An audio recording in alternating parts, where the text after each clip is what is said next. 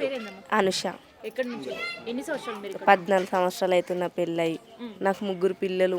Gift అని చెప్పి అది పేపర్ ఇచ్చిపోయారు, తలుపుకు పెట్టిరు మేము తీసుకోకపోతే. గిఫ్ట్ అని చెప్పుడు ఏంది? గిఫ్ట్ మీకు ఇల్లు గిఫ్ట్ వచ్చిందని చెప్పాను అన్నారు, కానీ తర్వాత పేపర్ ఇచ్చినాక మీరు ఎందుకు ఇట్లా చేస్తారంటే ఇల్లు గులగొడుతున్నారు, మీకు గిఫ్ట్ వచ్చిందని చెప్పారు. మరి ఇది కాంగ్రెస్ పాలన, ఇట్లాంటివైనా గిఫ్ట్లు అంటే చాలా ఇబ్బంది అవుతుంది అక్క, నిద్రపోవడం లేదు, భయం అవుతుంది. ఏదైనా సౌండ్ వస్తే ఏదైనా కార్ వచ్చినా కూడా ఎవరు వస్తుర్రో అని భయం అవుతుంది. చాలా ఇబ్బంది ఉంది. చిన్న పిల్లలు, మాకు కూలి పని చేసుకునేటోళ్ళం మేము.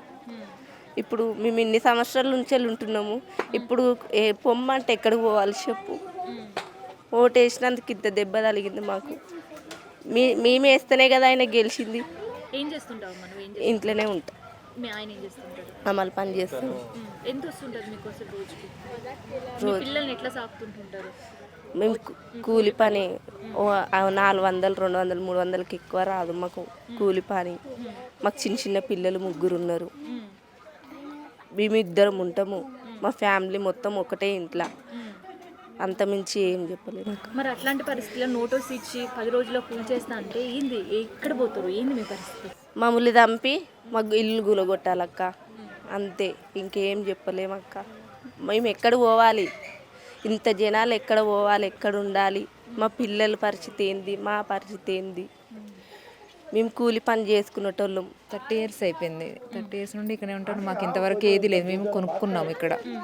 మీకు మేము వచ్చేసరికి ఇక్కడ ఆల్రెడీ 50 years ఏవో అవుతున్నాయంట. మేము ఇక్కడ వేరే వాళ్ళు అమ్ముతూనే ఇది కొనుక్కున్నాము. మాకు ఇదంతా తెలియదు. మేము కొనుక్కొని రిజిస్ట్రేషన్ చేయించుకొని ట్యాక్సీ కడుతున్నాం. మరి కొనుక్కున్నప్పుడు మీరు రిజిస్ట్రేషన్ చేసుకున్నప్పుడు కూడా అనాలి కదా గవర్నమెంట్ అయితే, మరి ఇది గవర్నమెంట్ ల్యాండ్ మీరు ఎలా రిజిస్ట్రేషన్ అవుతుంది కాదు అని చెప్పేసి అప్పుడే మేము ఊరుకుంటాం కదా. మేము ఇక్కడ పర్మనెంట్గా ఎప్పటి నుండో ఉంటున్నారు అన్న దాంతో మేము కొనుక్కున్నాం. ఇదంతా ఆల్రెడీ మేము వచ్చినప్పటికే డెవలప్ అయింది. మరి ఇప్పుడు అక్కడ చెరువు పక్కన కట్టా కూడా వేసినారు, ట్యాక్సీ కడుతున్నాం, వాటర్ వస్తుంది, కరెంట్ బిల్లు కడుతున్నాం. మరి ఇదంతా గవర్నమెంట్ది అయితే వాళ్ళే కదా చేసింది అయితే, మరి ఆయన మీద నమ్మకంతోనే మేము కట్టుకుంటున్నాం. నేను ఎప్పుడమ్మా మీరు ఎప్పుడు కొన్నారు ఇక్కడ ఇల్లు? మేము 15 years అయింది ఇది కొని. 15 వాళ్ళు కట్టుకొని 15 years ఆల్రెడీ అయిపోయిందంట. వాళ్ళు కట్టుకున్నది అమ్మితే మేము కొనుక్కున్నాము. ఎంత కొన్నారు అప్పుడు? అప్పుడు ఇది 50 square యార్డ్. ఎంత కొన్నారు అప్పుడు? మేము అప్పుడు 10 lakhs కొన్నారు. సో ఇప్పుడు వచ్చేసి మరి నోటీసులు వచ్చినాయా మీకు కూడా? నేను బయట పనికి వెళ్తాను, ఉన్నాను, వంట చేస్తాను మేడం. ఇళ్ళల్లో వంట చేసుకొని బతుకుతాము. 2 పిల్లలు నాకు. వచ్చి అందరికి ఇచ్చిరంటే గిఫ్ట్ ఇచ్చినారు, అందరు గొడవ పెడుతున్నారు. నేను ఇంటికి వచ్చేసరికి లోపల వేసినారు. మేము ఎవరో లాకుండే, పిల్లలు స్కూల్కి వెళ్ళినారు, నేను లేను. లోపల వేసి వచ్చి చూస్తే ఏదో చూస్తే అది నోటీసు, మాకు తెలియదు. అప్పుడు నేను ఎక్కడికి వెళ్తాము, అందరు బోరు నన్ను. నాకు అసలు మా హస్బెండ్ లేరు మేడం. నేను 2 పిల్లలు తీసుకొని నేనే ఉంటాను. ఎక్కడికి వెళ్ళాలి? మా భర్తనే నన్ను రోడ్డు మీద వేసినాడు. ఇప్పుడు గవర్నమెంట్ వచ్చి ఇంకా రోడ్డు మీద వేసిన వాళ్ళ ఏదో 6 పథకాలు, ఇది లేడీస్కి ఇది ఇస్తారు, అది ఇస్తారు, పెన్షన్ వస్తుంది, ఎన్నో చెప్పినారు. ఆయన ఆ గవర్నమెంట్ మాకు ఏ పథకాలు ఇవ్వకున్నా సరే మేడం, మా ఇల్లు మాకు ఉండాలి. నేను కష్టార్జితం చేసుకొని రూపాయి రక్తం చెమట పట్టుకొని బ్రతుకుతున్నాం. అలాంటిది ఇప్పుడు రోడ్డు మీద వేస్తుంటే మేము ఎక్కడికి వెళ్తాం మేడం? ఏం చేయాలి అసలు ఏం అర్థమైతలేదు. ఏ రోజు ఏ రాత్రి కొంచెం సౌండ్ వచ్చినా కూడా నిద్ర లేకుండా, తిండి లేకుండా వారం రోజుల నుండి ఏం చేయాలో అర్థం కావట్లేదు. అసలు ఇవాళ 8 గంటలకు వస్తుంది అని అంటే నైట్ అంతా నిద్రపోలేదు.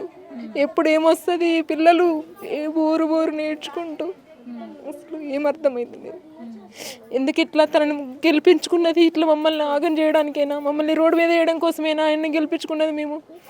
ఆయన వచ్చి ఎకరాలు కబ్జా చేసుకున్న వాళ్ళు ఎంబడి పడని, పొట్టకూటి కోసం రోజు పూటకో ఒక పని చేసుకునేటోళ్ళకి ఇట్లా మా ఎంబడి ఎందుకు పడుతున్నారు? మేము అంతే. నాకు ఇప్పుడు 6 గ్యారెంటీలు ఇస్తారన్నారు, ఇది ప్రజాపాలన అన్నారు, మహిళలు మహాలక్ష్ములు అన్నారు. ఇప్పుడు ఉందా అట్లాంటి పరిస్థితి మీకు ఇక్కడ? ఇంతవరకు అయితే ఏది లేదు మేడం. ఫ్రీ బస్ అని పెట్టినారు. మేము రోజు అయితే తిరగం కదా, పిల్లల్ని వదిలిపెట్టుకొని రోజు బస్సులలో అయితే తిరగము. ఏదో 2500 ఇస్తా అన్నారు, అది కూడా ఏది లేదు. గ్యాసు 500 గ్యాస్ అన్నారు, ఏది లేదు.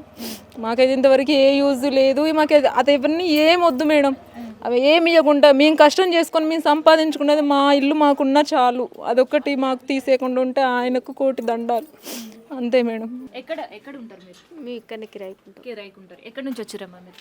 మేము హుస్నాబాద్ నుంచి వచ్చినాం. హుస్నాబాద్ నుంచి ఇక్కడ సో ఏమనిపిస్తుంది అప్పుడు బస్తీ పరిస్థితి ఎట్లా ఉంది? మేము 14 సంవత్సరాలు వచ్చి నేను 14 సంవత్సరాల నుంచి వెళ్ళి నాకు కూడా భర్త లేడు, నాకు ఒక పాప. 14 సంవత్సరాల నుంచి వెళ్ళి ఒక్కనే ఏరియకుంటున్నా. మీకు ఒకరు కష్టం వచ్చినా కానీ ఒకరికొకరు ఆదుకుంటాం. మాకు ఏ పరిస్థితి లేదు, ఇక్కడ అందరం మంచిగా ఉంటాం. మాకు ఇన్నేళ్ళ నుంచి వెళ్ళి మాకు ఏ నోటీస్ లేదు, నేను వచ్చిన కాంచెలు ఏ నోటీస్ లేదు, ఏది లేదు. మేము మంచిగా ఉంటున్నాం. ఓటేసుడు కూడా ఆయనకి వేసినాం. మంచిగా మంచిగా న్యాయం చేస్తాడు, ఇవన్నీ పథకాలు ఇస్తాడు, అది ఇది కానీ మాకు ఏ పథకాలు వద్దు. మా ఉన్న రూములు మాకు ఉంటే చాలు. మేము ఇట్లా బతుకుతే అంతే సంతోషం. ఆయన అట్లే బతకని, మేము ఇట్లనే బతకని, మాకు అదే సంతోషం. ఇంకోటి ఏం లేదమ్మా. పోయిన గవర్నమెంట్ ఉన్నప్పుడు ఎట్లా ఉండే? మాకు ఏది ఇట్లాంటి ఏమి ఇబ్బందులు తీసుకురాలేదు. చిన్న పెన్షన్లు పంచినవి వచ్చినాయి అన్నారు. మాకు ఊర్లో కూడా ఇలాంటివి ఏం లేవు. కానీ మా అత్తగారు వాళ్ళందరూ ఊర్లో ఉంటారు. ఇప్పుడు వాళ్ళ గవర్నమెంట్కు ఏమేమి వస్తున్నాయో మాకు అవన్నీ తెలియదు మేడం. ఇక్కడికైతే వచ్చిన నుండి నాకైతే ఏ ఇబ్బంది అయితే లేదు ఇప్పటివరకు. నేను ఏదో పిల్లల్ని పోషించుకుంటున్నా, అతను వదిలిపెట్టిపోయినా కూడా నేను నా కాళ్ళ మీద నేను బతకాలని, నా పిల్లల్ని సాధించుకోవాలని, నేను వాళ్ళ కాళ్ళ మీద వాళ్ళని నిలబెట్టాలన్న దాంతోనే బ్రతుకుతున్నా మేడం. ఇప్పటికైతే తను పెట్టిన స్కీములలో నేను ఏది ఇప్పుడైతే వాడలేదు, ఉపయోగించుకోలేదు. పాత గవర్నమెంట్ ఉన్నప్పుడు ఇట్లాంటి నోటీసులు ఇలాంటి ఏవి రాలేదు మేడం. ఏ గొడవ లేదు. మాకు కరెంటు కోత కూడా ఎప్పుడూ రాలేదు. పాత గవర్నమెంట్ ఉన్నప్పుడు కరెంట్ కోతలు కావచ్చు, ఇట్లాంటి నోటీసులు కావచ్చు, ఏమైనా వచ్చినాయమ్మా? ఏ ప్రాబ్లం రాలేదు మేడం. వాటర్ కానీ ఏ ప్రాబ్లం రాలేదు, కరెంటు కానీ ఏ ప్రాబ్లం లేదు. ఇప్పటికైతే రోడ్డు డ్రైనేజ్ కానీ ఇట్లాంటి ఏ ప్రాబ్లంలు అయితే ఇంతవరకు రాలేదు. మేము వచ్చి ఇప్పుడు 15 years ఇక్కడ ఈ ఇంట్లో ఉంటున్నాను నేను. ఏ ప్రాబ్లం లేదు. కొత్త గవర్నమెంట్ వచ్చిన తర్వాత ఎట్లా ఉంది పరిస్థితి? కరెంటు పోతుంది. ఇప్పుడు వాటర్ అయితే బాగానే వస్తున్నాయి కానీ కరెంటు పోతుంది. ఇప్పటికైతే ఈ ఇల్లు టెన్షన్ ఎక్కువైపోయింది మేడం. ఇప్పుడు వచ్చిన నోటీసులు వచ్చాయి, అసలు ఏం మనసున పట్టకుండా ఉంది.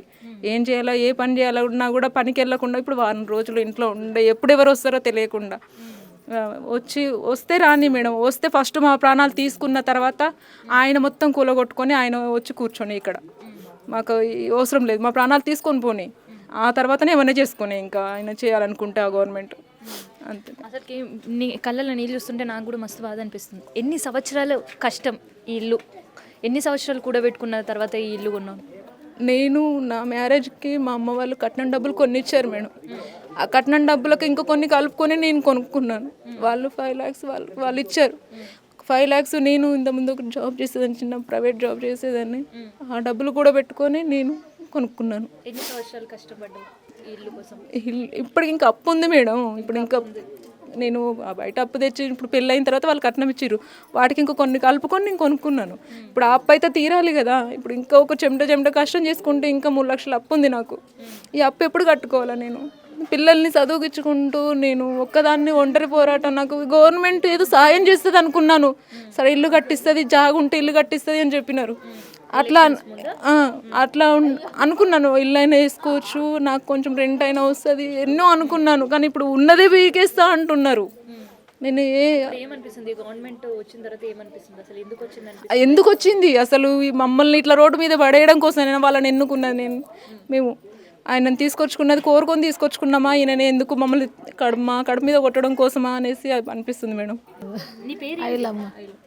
ఏమనిపిస్తుంది అసలు ఇప్పుడు బస్తీలు ఉంటే అసలు కనీసం కంటి నిండా నిద్ర పోయే పరిస్థితి ఉందా? పోతలేము, నిద్ర లేదు, ఆహారం లేదు. అందరం తెల్లందాకా చూస్తూనే ఉన్నాం, పొద్దున్నాక చూస్తూనే ఉన్నాం. పనులకు పోయేటోళ్ళం, మేము కూడా కిరాయికున్న వాళ్ళం కూడా పనులకు పోయేటోళ్ళం, పోతలేము. ఎప్పుడు వచ్చి ఏం చేసేది తెలియదు కదా, ఎట్లా అన్న బాధలోనే ఉన్నాం అందరం. పనికి పోతే ఎంత వస్తుంది రోజు కూలికి పోతే? నీకు రోజు కూలికి పోతే 200తోని బతుకుతాను. అట్లా ఏదో ఇంత కిరాయి 300, 100 ఇట్నే చేసుకొని బతికి ఇల్లు కిరాయి కట్టుకొని పొట్ట పోషించుతాను. ఇప్పుడు ఎన్ని రోజులైనా అసలు కూలికి పోక? ఇప్పుడు మేము 1 వారం రోజులు అవుతుంది పనులకు పోక ఇట్లనే ఉండిపోతున్నాము. వాళ్ళతో పాటుగా మేము కూడా ఉంటున్నాం.